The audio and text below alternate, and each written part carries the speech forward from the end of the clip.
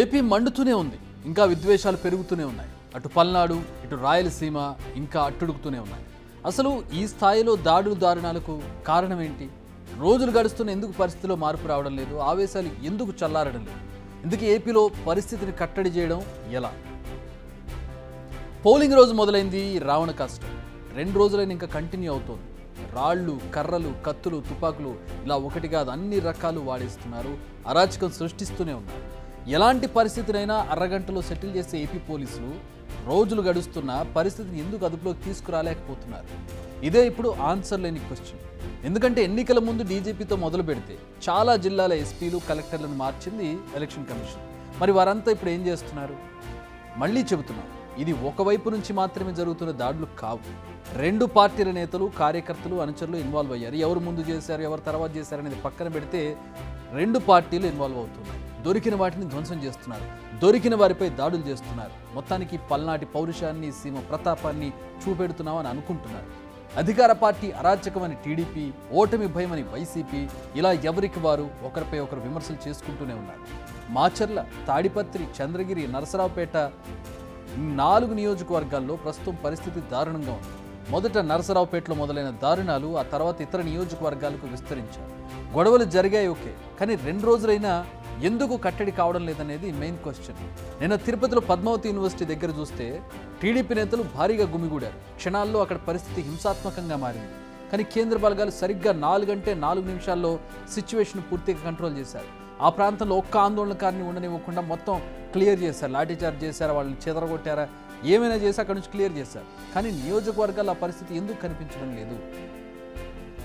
పార్టీలను పక్కన పెడితే ఇప్పటి వరకు జరిగిన దాడులకు కారణమైన వారిని ఎంతమందిని అదుపులోకి తీసుకున్నారు?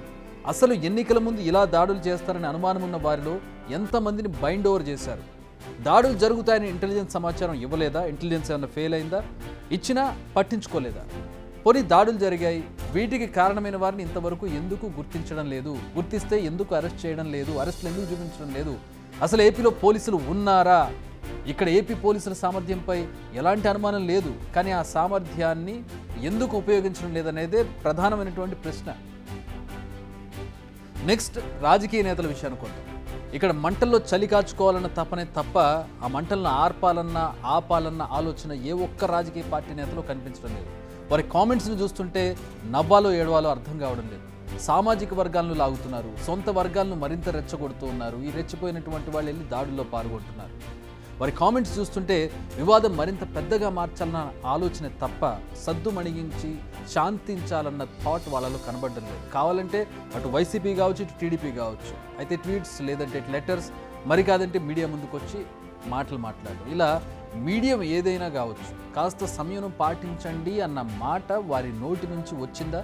మీరు ఎక్కడైనా చూసారా? రాదు. ఎందుకు వస్తుంది? వారికి ఇలాంటి వాటిని పెంచడమే కదా కావాలి. 4వ తారీఖు వరకు ఇలాంటి వాటిని అగ్నికి ఆజ్యం పోస్తూ అందులో చలిగాచుకోవాలి. ఇక రాష్ట్రం రావణ కాష్టంలా మండుతుంటే 2 రోజుల తర్వాత ఎలక్షన్ కమిషన్ మేల్కొంది. ఈరోజు పరిస్థితులు ఎందుకు ఇంత దారుణంగా మారాయో అర్జెంటుగా తమకు లెటర్లు ఇవ్వాలని చెప్పి కోరుతోంది. సిఎస్ డీజీపీలకు నోటీసులు జారీ చేసింది. నేరుగా ఢిల్లీకి వచ్చి వివరణ ఇవ్వాలంటూ ఆర్డర్ చేసింది. ప్రస్తుతం పరిస్థితులను మెరుగుపరిచేందుకు చర్యలు తీసుకోవాలని చెప్పాలి, కానీ దానికి రివర్స్లో ఉన్న ఈసీ డెసిషన్స్. పోనీలేండి, వారికి సంజాయిషి ఇవ్వడం కోసమైనా అధికారులు త్వరగా చర్యలు తీసుకుంటారేమో చూడాలి. ఇక్కడ ఇంకో క్వశ్చన్ రైజ్ అవుతుంది. అదేంటంటే ప్రస్తుతం పరిస్థితి ఉద్రిక్తంగా ఉన్న నియోజకవర్గాల్లో 144 సెక్షన్ అమల్లో ఉంది. 3 కంటే ఎక్కువగా గుమికూడదు. కానీ ఇప్పుడు ఎక్కడ చూసినా మినిమం 50 మందికి పైగా కనిపిస్తున్నారు. ఇప్పుడు 144 సెక్షన్ కాదు, ఈవెన్ ఎలక్షన్ రోజు కూడా 144 సెక్షన్ ఉంది.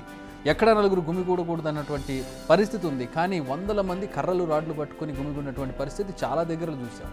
మరి పోలీసులు ఏం చేస్తున్నారు? పోలీసులు ముందే కర్రలు పట్టుకొని తిరిగిన సందర్భం నరసరావుపేటలో చూసాం. అప్పుడు ఆ పోలీసుల పరిస్థితి ఏంటి? ఏం చేస్తున్నారు వాళ్ళు? స్టాఫ్ సరిపోవడం లేదా? కేంద్ర బలగాలు అందుబాటులోనే ఉన్నాయి కదా, అయినా వాళ్ళని ఎందుకు వాడడం లేదు? వాళ్ళని ఎందుకు మోహరించడం లేదు?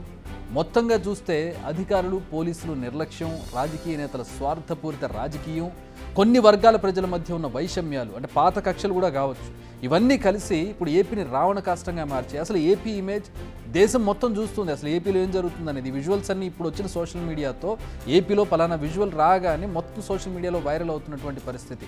ఎమ్మెల్యే ఓటర్ని కొట్టడం కావచ్చు, ఒకళ్ళనొకళ్ళు కొట్టుకోవడం కావచ్చు, వాహనాలు తగలబెట్టడం కావచ్చు, మీడియా ముఖంగానే ఒకళ్ళనొకళ్ళు కొట్టుకోవడం కావచ్చు, ఈ వ్యవహారాలన్నీ కూడా మొత్తం దేశం మొత్తం పాకుతున్నటువంటి పరిస్థితుల్లో రాష్ట్ర ఇమేజ్ అనేది ఏ విధంగా ఉంటుంది. ఏపీలో ఇంత దారుణమైనటువంటి పరిస్థితులు ఉన్నాయా అనే ఒక ఇమేజ్ ప్రజల్లోకి వెళ్ళదా, దేశ ప్రజల్లోకి? మొత్తం విషయానికి వస్తే జనరేషన్ కూడా మీ విద్వేషాలను సక్సెస్ఫుల్గా అంటించగలిగారనేది మాత్రం ఇక్కడ అర్థమవుతుంది. ఎప్పుడో కొన్ని 10-20 ఏళ్ల క్రితం ఉన్నటువంటి ఘటనలు మళ్ళీ ఇప్పుడు కనబడుతున్నాయంటే, యంగ్ పిల్లలు కూడా అక్కడ కనబడుతూ ఉన్నారంటే వాళ్ళకు కూడా మీ కక్షలు కార్పణ్యాలు పాకాయనే కదా అర్థం. ఇప్పటికి కూడా మా అప్పీలు ఒకటే, ఇప్పుడు మీరు ఆవేశంలో చేస్తున్న ఈ పనులు తర్వాత మీ జీవితాలపై తీవ్ర ప్రభావం చూపుతాయి. దయచేసి ఆవేశంతో కాకుండా కొంచెం ఆలోచనతో పనులు చేయండి. ప్రజలను భయాందోళనకు గురి చేయకండి. మీరు ప్రశాంతంగా ఉండండి, ప్రజలను ప్రశాంతంగా ఉండనివ్వండి. ఇదే మా big request. Big TV outlook కథనాలు నచ్చితే వెంటనే బిగ్ టీవీ ఛానల్ ను సబ్స్క్రైబ్ చేయండి.